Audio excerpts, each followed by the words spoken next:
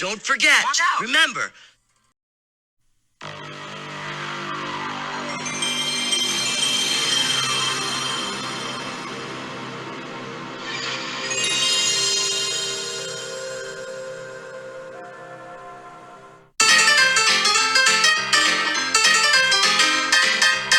Welcome back, everyone. Let's talk about Moon Knight. So, when it comes to disability representation in the media, it's a topic that's extremely hard to get right. And for every movie or show that portrays the lives of the disabled accurately, there's a lot that can very well be considered ableist in their depictions of disabilities.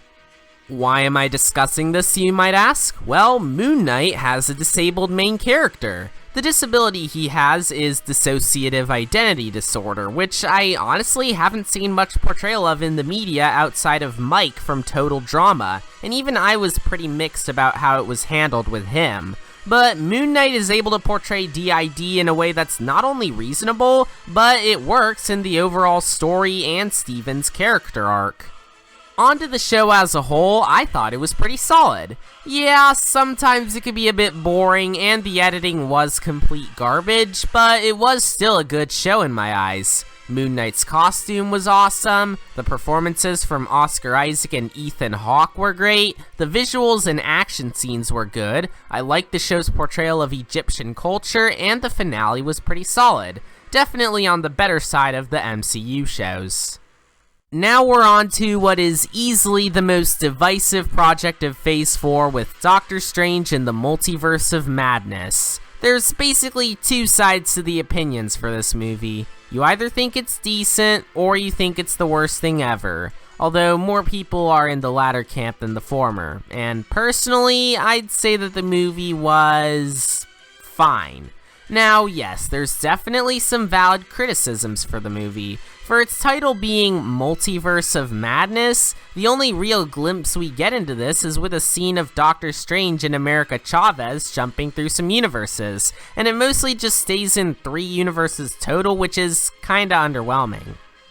Not only that, but I am pretty conflicted on Wanda being the movie's villain. I mean, I did understand it in WandaVision, and I can understand it to an extent here for this reason that I don't want to explain again, but I have no idea why she chooses to obsess over her make-believe children as opposed to Vision.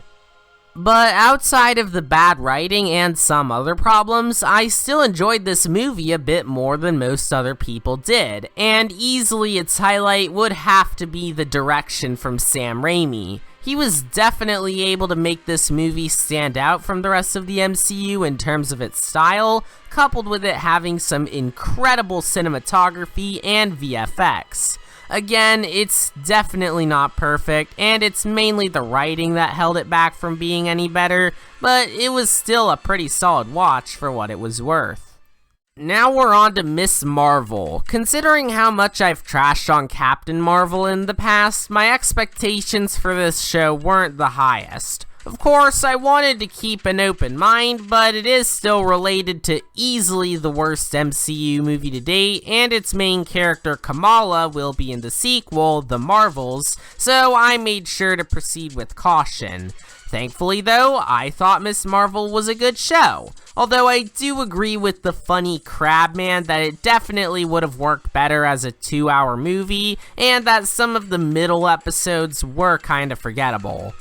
Other than that, easily the best element of the show would be its style. Presented in the point of view of an awkward and quirky teenager, there's a lot of Mitchells vs. the Machines-esque background animations that complement the character of Kamala very well. Speaking of Kamala, she is baby and must be protected at all costs. Iman Vellani definitely has a bright career ahead of her, and she was able to bring a lot of charm to Kamala, who is very endearing and charming, not to mention the fact that she's an adorable, scrunkly scrimblow.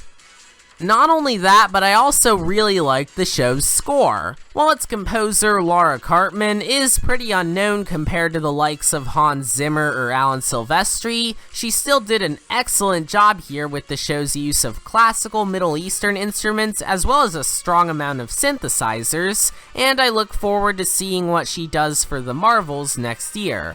So yeah, all in all, Ms. Marvel was a pretty cute show that would have worked much better as a movie, but I still liked it for what it was. And now we're on to Thor: Love and Thunder, which is another entry in this phase that's garnered quite a lot of vitriol from audiences. While I didn't hate the movie per se, I can definitely see why other people did, and it mainly boils down to the humor.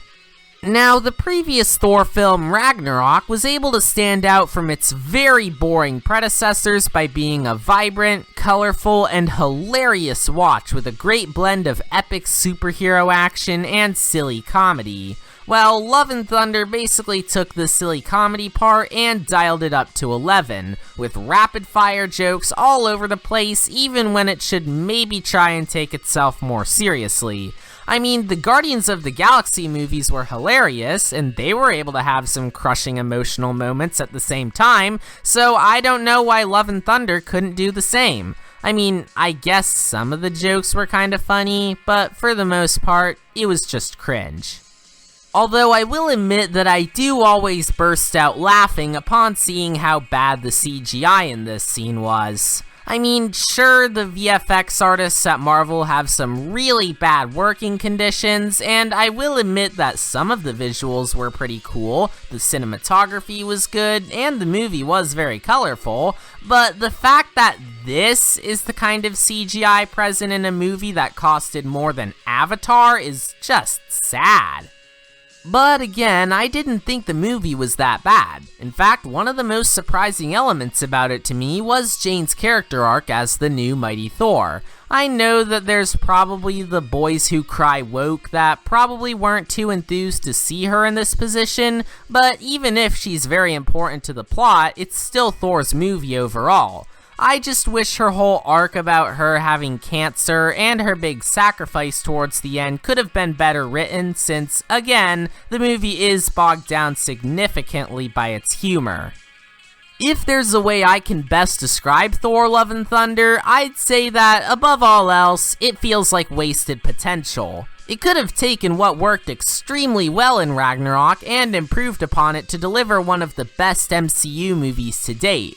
Plus, Taika Waititi's previous movie in between Ragnarok and Love and Thunder had a practically perfect blend of funny humor and gut-wrenching emotional scenes, so all the stars and planets were aligned for this movie to be good.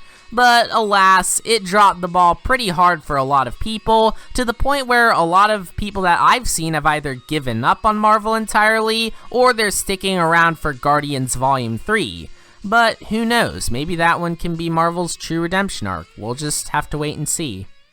Speaking of Guardians of the Galaxy, this brings us to I Am Groot. It's a charming collection of shorts with some nice animation and some adorable baby Groot antics, but that's just about it. Since it doesn't really tie into the greater MCU and is just a collection of shorts where baby Groot does stuff in between the Guardians movies, it kind of feels like pointless filler that, again, doesn't feel like it has a purpose in this current saga. That's not to say it's bad, it definitely serves its purpose as a cute collection of shorts, but given how tight the current MCU is, it didn't leave that big of an impact on me.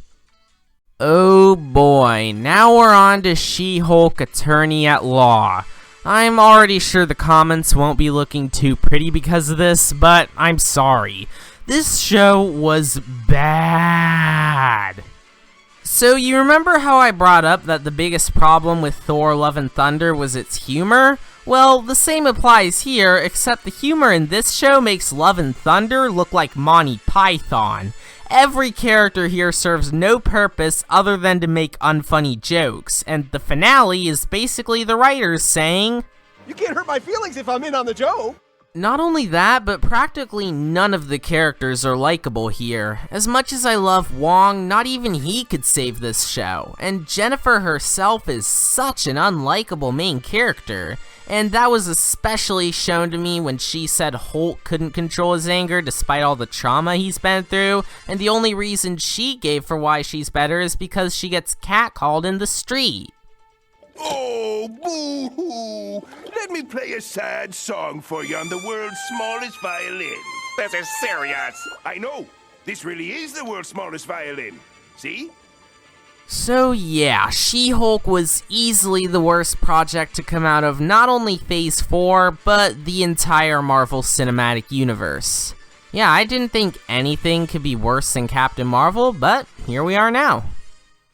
At the very least, however, we have Werewolf by Night to end this video on a semi-good note. It's no secret that I adore the music of Michael Giacchino. I've stated on several occasions that I'd consider him the modern equivalent of John Williams, and it shows with how his discography is filled to the brim with bangers. So to see him going a step further and directing an MCU project is really cool, seeing how he's already an incredible composer and his work on Werewolf by Night was really good. Heck, I'd even like to see him direct a full movie at some point. But onto the special itself, it's definitely the best thing from this phase that isn't a feature-length film. Not only is Giacchino's score phenomenal per his standards, but his prowess as a director truly shines with the special's great homages to past horror movies, coupled with some great cinematography and sets. In addition, it's yet another unique entry in the MCU with its style, and it really encapsulates the classic horror movie vibe with its creative black and white filter, a score that I already mentioned was great, and an exciting finale even with the constant epilepsy lights being a bit disorienting. It did kinda drag a bit leading up to the climax though, but other than that, this was easily one of the best Marvel projects we've received in a while.